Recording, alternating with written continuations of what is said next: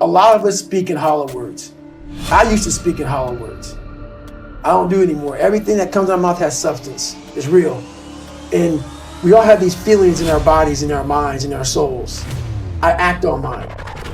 A lot of us who are afraid of something, we allow our minds to choose the path of least resistance, so we go a different route.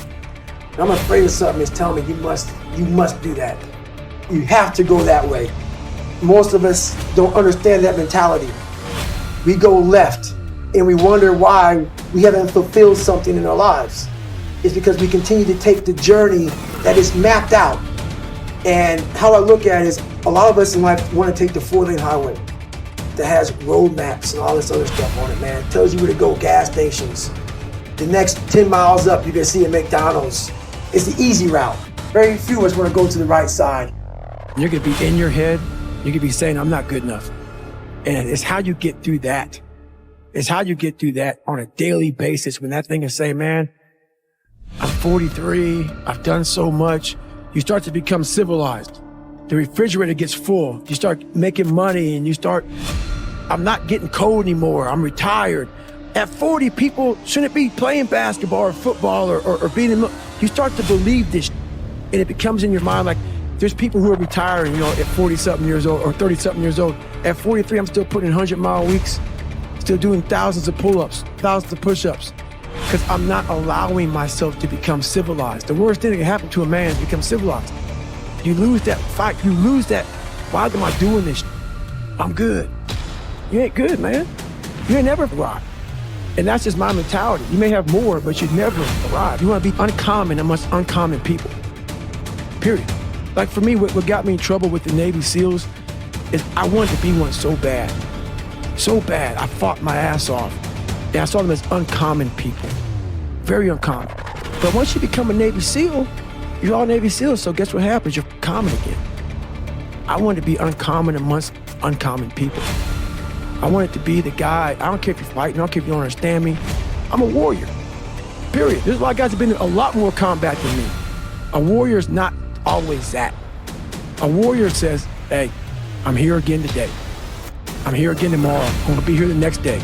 I'm 50 years old, I'm still getting after it. It's a person that puts no limit on what's possible. And that's what got me in trouble a lot. And that's why I went to Ranger School as a SEAL. That's why I tried to go to Delta Force twice. I've been through all these different training programs because I was looking for, in the training, these people get their ass handed to them. After they get out, a lot of them get civilized.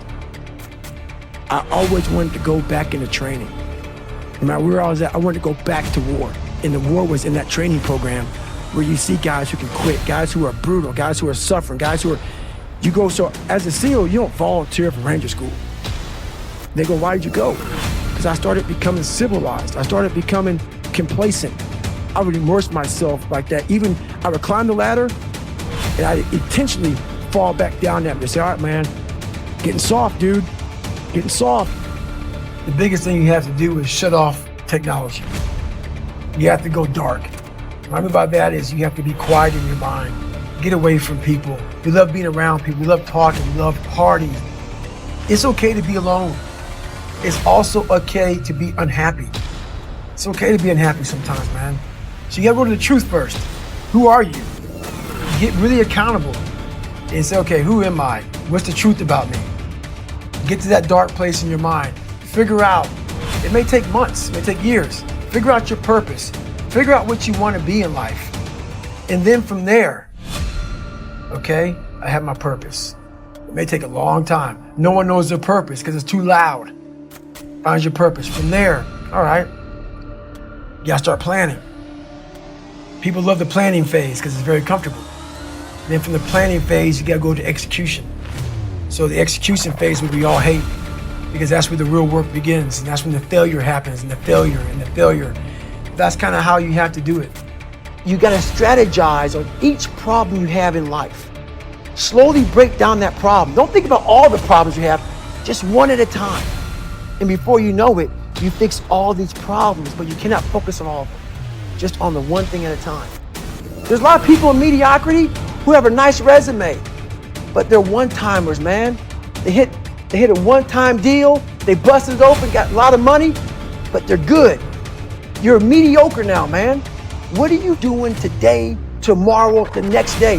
That's why I'm listening to theorists. You gain knowledge through suffering. And on the other end of suffering is a world that very few have ever seen.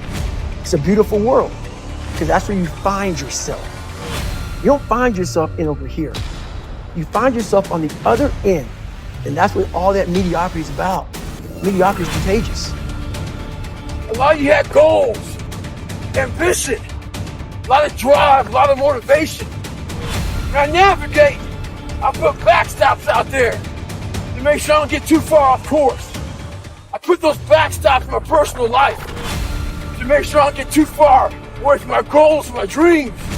A lot of you aren't proud of who you are. You don't like the person you created. Do what I did. Start from scratch. Create somebody that you're proud of.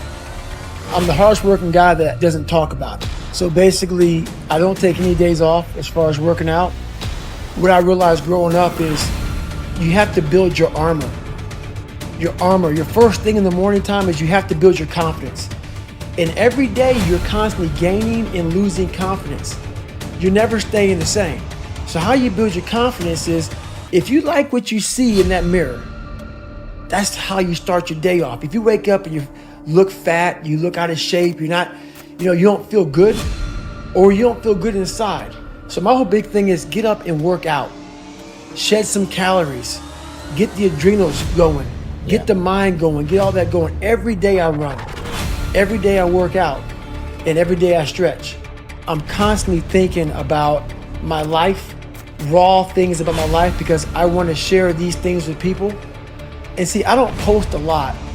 Most people post just to post. So my daily routine, I don't get up and start just posting stuff 3 and 4 times a day. I post when something is meaningful because I want people to get something out of it. I don't want to just be on social media and say, hey, I'm posting, let me get more followers, tag someone, hashtag this, hashtag that. No, this is a message about you. So every day I'm running, every day I'm working, I'm thinking about, do I have anything that I can share with people today that's powerful?